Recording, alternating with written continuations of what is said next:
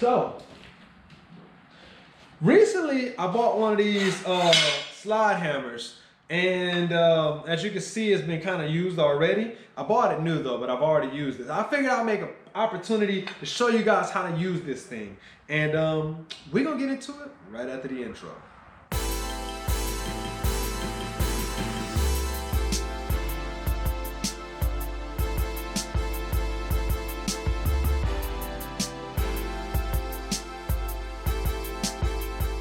All right, so y'all see this thing right here, man. So I figured we'll just make a quick video, man, how you use this thing. And I'm throwing, like I said, a lot of this stuff, I'm literally cleaning up the shop, about to scrap a lot of this stuff.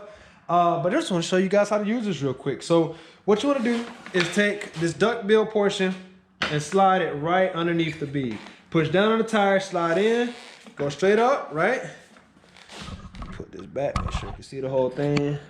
Boom. All right, I'm gonna be all up on this thing. And the bigger the sidewall, the easier it is.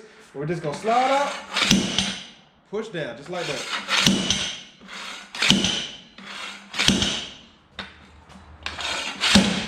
There we go.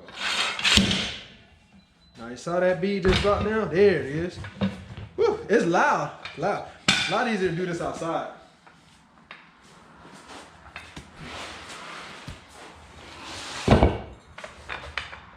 Again, down on the tire, inside of there a little bit. Go straight up and down first. See how I just went inside of there a little bit? So now I'm gonna get it more, a little bit of an angle. There it is. And the bead, there, down right here. There you go. And that's pretty much it. Slide hammer, great investment. I definitely buy another one.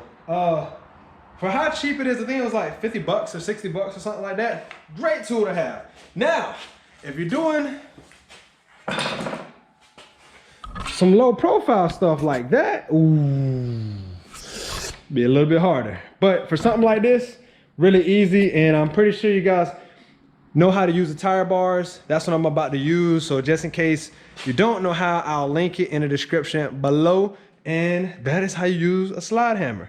Like, share, subscribe. Thank you guys for tuning in. Until next time, mi gente, be pro mundo beneficio siempre. Peace.